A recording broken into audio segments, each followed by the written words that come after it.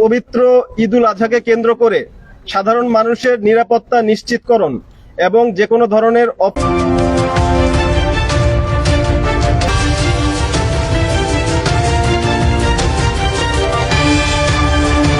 পবিত্র ঈদুল আজহাকে কেন্দ্র করে সাধারণ মানুষের নিরাপত্তা নিশ্চিতকরণ এবং যে কোনো ধরনের অপ্রীতিকর ঘটনা এড়াতে র্যাব ৯ এর আওতাধীন সিলেট বিভাগীয় ৪ জেলা সহ ব্রাহ্মণবাড়িয়া জেলার সার্বিক নিরাপত্তায় ব্যাপক প্রস্তুতি গ্রহণ করা হয়েছে। সিলেট বিভাগ ও ব্রাহ্মণবাড়িয়া জেলার অনুমোদিত ২৪৫টি পশুর হাটের মধ্যে জনসমাগম বিবেচনায় গুরুত্বপূর্ণ হাটগুলিকে চিহ্নিত করা হয়েছে এবং সিলেটে ৪টি এবং জেলা পর্যায়ে ২টি করে সর্বমোট ১২টি মোবাইল সাপোর্ট টিম নিয়োজিত করা হয়েছে।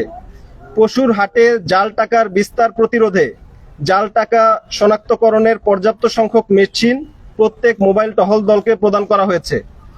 আপনারা জেনে আনন্দিত হবেন, গত ১৩ই মে ৫ লক্ষাধিক টাকার জাল টাকা সহ জাল টাকা সরবরাহী চক্রের ৪ জন। বলতে চাই না যে অপরাধ প্রবণতা সিলেটে কম, এটা আসলে অপরাধ প্রবণতা বাংলাদেশের সব জায়গার মতো এখানেও অবশ্যই আছে।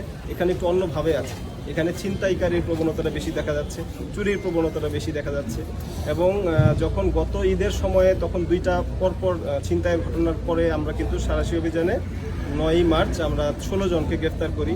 পরবর্তীতে ২ মে প্রধানমন্ত্রী সমাবেশস্থলের কাছে যেই ১০ জনকে ধরি, সেখানেও কিছু ব্লেড এবং দেশীয় অস্ত্রশস্ত্র পাওয়া যায়। তো এটা একটা ইঙ্গিত দিচ্ছে যে আসলে সার্বিকভাবে আমাদের যে আর্থসামাজিক পরিস্থিতি এবং অপরাধ প্রবণতার চিত্রটা কিছুটা পরিবর্তিত হচ্ছে। যেমন নদীর চিত্র পরিবর্তন হয়, নদী ভাঙন হয়, নতুন চর জেগে উঠে, একইভাবে সিলেটে আগে যেই জিনিসটা মানুষের মধ্যে আশঙ্কা বিরাজ করতো না, এখানে তাদের মধ্যে মাদকাসক্তির কারণে একটা অবশ্যই আমি মনে করি একটা বড় কারণ। এবং এর বাইরে আমাদের বিভিন্নভাবে এই বাইরের জনগণ, যেমন আমরা প্রধানমন্ত্রী সমাবেশস্থলের কাছে যেই ১০ জনকে ধরেছি তাদের ৯ জনই ছিল কিন্তু নারায়ণগঞ্জবাসী। তো এখানে কিন্তু বাইরের থেকেও আসা বিভিন্ন লোকজন কিন্তু এখানে জড়িত হচ্ছে। এটা শুধুমাত্র সিলেটবাসীর ব্যাপারটা না, এখানে ছিনতাইকারীর প্রবণতাটা বেশি দেখা যাচ্ছে, চুরির প্রবণতাটা বেশি দেখা যাচ্ছে।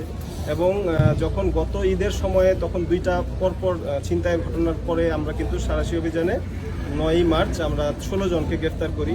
পরবর্তীতে ২ মে প্রধানমন্ত্রী সমাবেশস্থলের কাছে যেই ১০ জনকে ধরি, সেখানেও কিছু ব্লেড এবং দেশীয় অস্ত্রশস্ত্র পাওয়া যায়। তো এটা একটা ইঙ্গিত দিচ্ছে যে আসলে সার্বিকভাবে আমাদের যে আর্থসামাজিক পরিস্থিতি এবং অপরাধ প্রবণতার চিত্রটা কিছুটা পরিবর্তিত হচ্ছে। যেমন নদীর চিত্র পরিবর্তন হয়, নদী ভাঙন হয়, নতুন চর জেগে উঠে, একইভাবে সিলেটে আগে যেই জিনিসটা মানুষের মধ্যে আশঙ্কা বিরাজ করতো না, এখানে তাদের মধ্যে মাদকাসক্তির কারণে একটা অবশ্যই আমি মনে করি একটা বড় কারণ। এবং এর বাইরে আমাদের বিভিন্নভাবে এই বাইরের জনগণ, যেমন আমরা প্রধানমন্ত্রী সমাবেশস্থলের কাছে যেই ১০ জনকে ধরেছি তাদের ৯ জনই ছিল কিন্তু নারায়ণগঞ্জবাসী। তো এখানে কিন্তু বাইরের থেকেও আসা বিভিন্ন লোকজন কিন্তু এখানে জড়িত হচ্ছে। এটা শুধুমাত্র সিলেটবাসীর ব্যাপারটা না, তবে এখানে আসলে যেহেতু মানুষের আর্থিক সক্ষমতা কিছুটা বেশি, কিছু বিদেশি প্রবাসী লোকজন এবং পর্যটকরা আসেন, তো তারা মনে করছে হয়তো এখানে ছিনতাইয়ের চেষ্টা চালালে এখানে অল্প সময় লাভবান হওয়া যাবে। এই জন্য হয়তো গুরুত্বপূর্ণ পর্যটন এলাকা বিবেচনায় এখানে তাদের এইটা প্রবণতা বাড়ছে। তো এই কারণে এইটা আমাদের উপর দায়িত্ববোধের অংশ চলে আসে, আমরা যাতে আমাদের সর্বোচ্চ এফোর্টটা দেই। তবে এইটা আমি পার্সোনালি স্বীকার করতে চাচ্ছি না যে সিলেটে অপরাধ প্রবণতা কম।